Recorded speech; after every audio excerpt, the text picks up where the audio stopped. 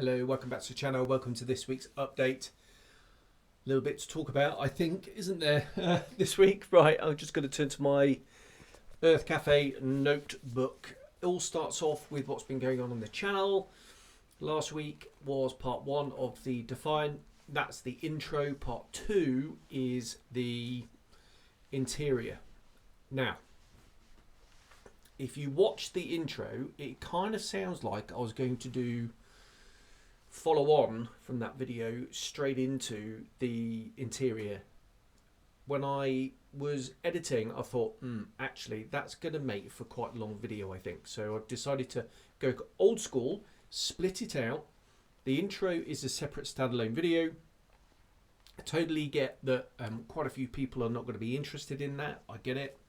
But enough people are to warrant that as a separate video, I think. There's if you haven't seen it, if you go, why am I going to watch that? There's no modelling in it. There's just a fair amount of gouge and background over the colour scheme and why I went down that route. Some interesting stuff in there. Anyway, part 2 goes out tomorrow. I'm about to record the voiceover for that. And that is the cockpit interior. I say lots of scratch building. There's not lots of scratch building. There's some scratch building in there.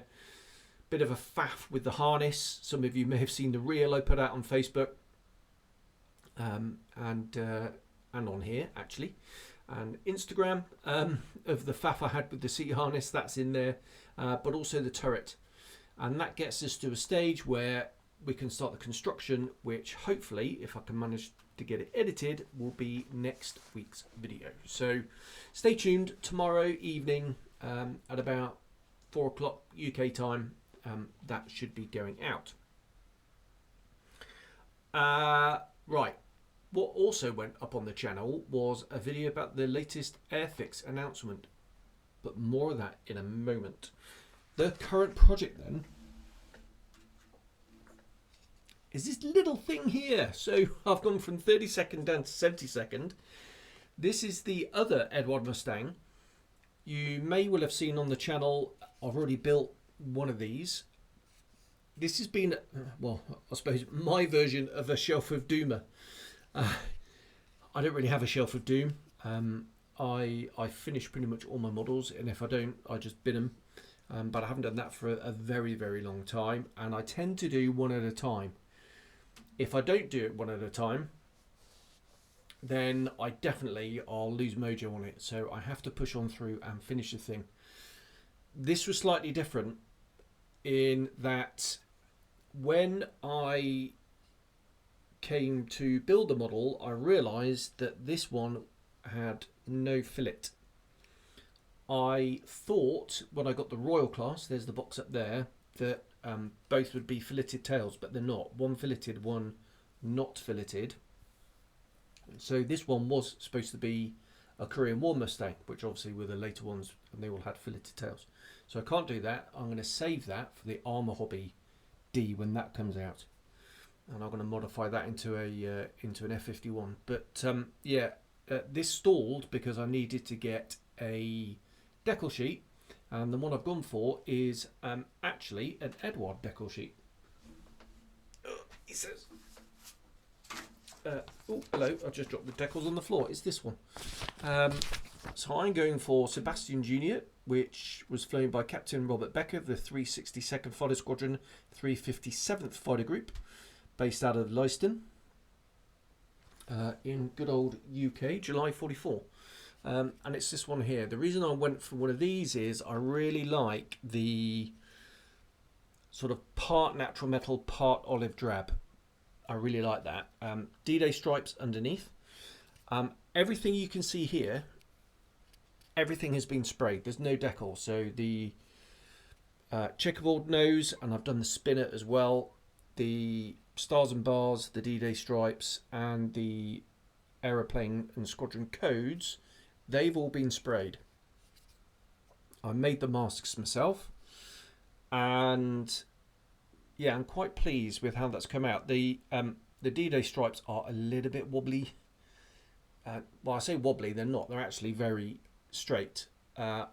but they don't quite line up. I really struggle with doing consistent D-Day stripes. You might have seen that on the Sea Tempest that I did, the Korean War stripes.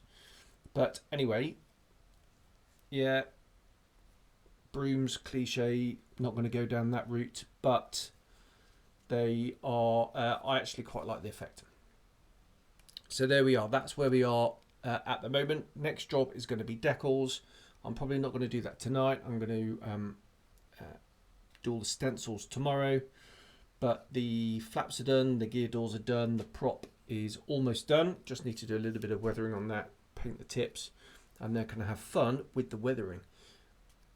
Loving how this is turning out. I really like the difference in patina between the matte olive drab and the metallic luster. I used Alclad this time. I didn't do the dry brushing method. I've used, I say Alclad, A stand by Ammo, which is effectively Alclad. But yeah, really enjoying the look of that, and looking forward to weathering it actually. Not going to go too overboard, but well used, I think, is what I'm aiming for. Fair to say. Right, that is the current project. So, like I say, a bit of a sort of Shelf of Doom rescue job on that one. The project after that, we shall see. Okay, right. On with the news then. Let's start off with Special Hobby. Their mosquitoes, nearly said Mustang then, that's why I paused. Their mosquitoes are out. It's a PR thing and a Night Fighter Mark 30. And I wasn't going to get these because I was a bit worried they're going to sit in the stash. Not overly interested in a photographic reconnaissance one, if I'm honest. I wouldn't mind doing a bomber version. I quite like it with the clear nose. But the Night Fighter, I just happened to glance at one of the colour schemes, which was medium sea grey, dark green, standard Night Fighter camouflage, but black underneath. And I went, oh, that's cool. And then I realised that one of the options was Belgian. And I really like Belgian aeroplanes because I just love the roundels. I think they're super colourful, red, yellow and black. How cool is that? And it will fit quite nicely with my, I'm going to start a little Belgian collection. Because I'm going to be doing the 32nd scale Spitfire Mark 14 conversion. That's going to be Belgian. I've already done the 48th low bat one. And yeah, I'm going to have one in 72nd, one in 48th, one in 32nd, and maybe one in 24th. More 24th Spitfires in a moment. Premium Hobbies, Ed, he's having a 10% sale this weekend. So there is a discount code. I'll stick it up and pop over there and grab a bit of a bargain. He's got all the he's had a restock of MRPs, and he's also got the acrylic MRPs. When I say acrylic, I mean water-based. All right, I'm not going to go down that particular rabbit hole. Yes, the lacquers are technically acrylics because blah. All right, but the water-based ones, all right, they've come in. Apparently, they're really good. I might have to get one or two to try. I did Ed because he is a channel sponsor. There's a little Ed sticker there, and you saw it at the beginning. He did offer to send me some to try, and I said, well, do you know what? I've got the acrylics. I've got. I'm well stocked. I've got the A stand from Ammo. They are superb acrylic paints. I don't need to, but I might just maybe grab a black and a white, something neutral like that, and give them a test. So go and see Ed at Premium Hobbies for your 10%. Ammo by MIG, they've got a massive sale on some hoofing discounts, sort of 40% off bits and pieces, things like that. Some of their sort of solution boxes where you get the kit and then all the paints and all the weathering materials all in one box, and some brushes and things like that. They got some hefty discounts on those going. So grab a bargain over there. And I noticed they are releasing the Eduard FW190A5, and one of the boxings comes with all the brass and goodies with the cockpit, engine, and everything you can throw at it. all in one box as well, likely to be cheaper than buying it from Eduard and all the bits separately. There we are. So that is that. I'm going to close my book now, and I'm going to talk about Airfix. What I'm not going to do is I'm not going to repeat what I've said in my other video that went up yesterday. Suffice to say that they did a bit of a tease. Something big is coming, and announced at REACT that they are re-releasing the Spitfire Mark 9 with some resin bits and bobs. Now, what I'm going to do now is I'm not going to revisit that particular video. If you want to know my thoughts on that, go and watch that. I am an Airfix fanboy. I love them to bits, and I do defend them somewhat in that video. What I'm going to do now is just talk about the kit that they announced. Yes, it's not a new tool. I know that's what a lot of people were hoping for / expecting. I still think they're going to release something totally out the blue at some point.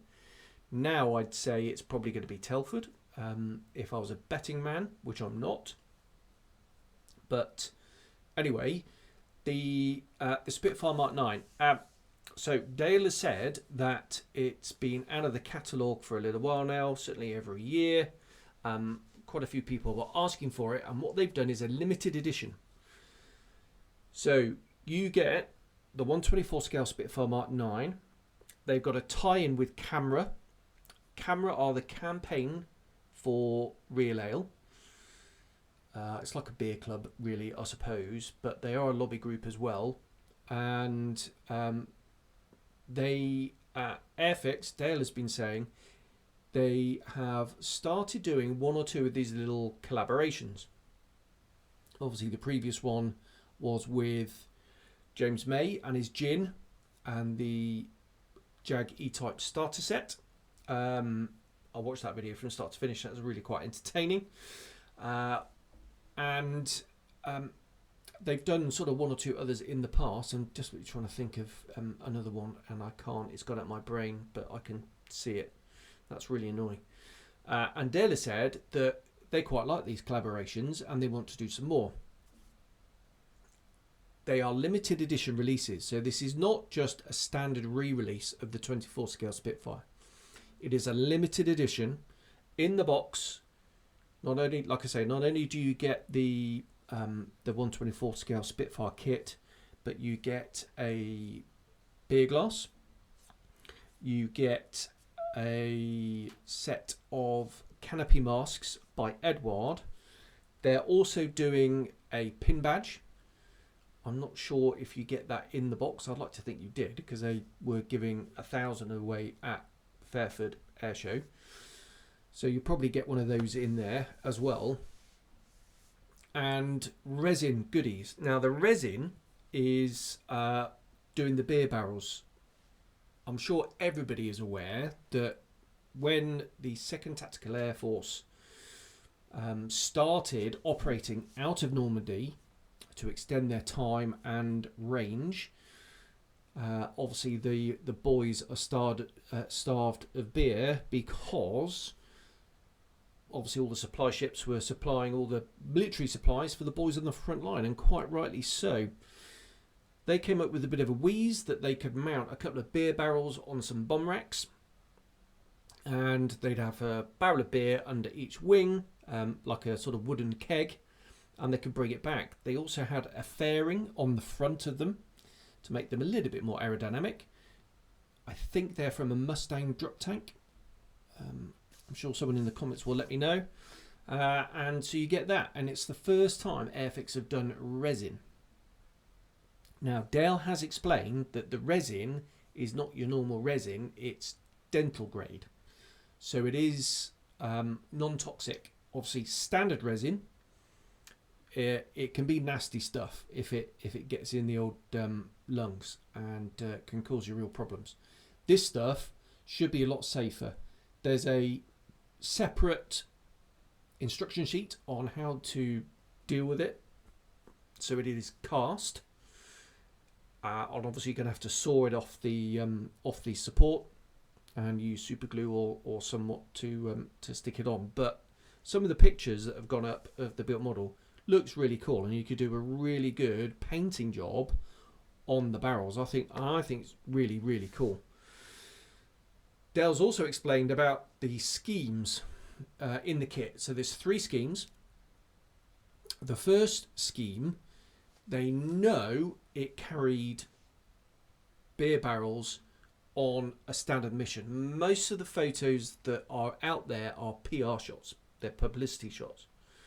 But this one, they've done quite a bit of research, and there's not a lot out there because it was very much unofficial. But they did find that serial number with those codes in those markings did a ferry mission for the beer run.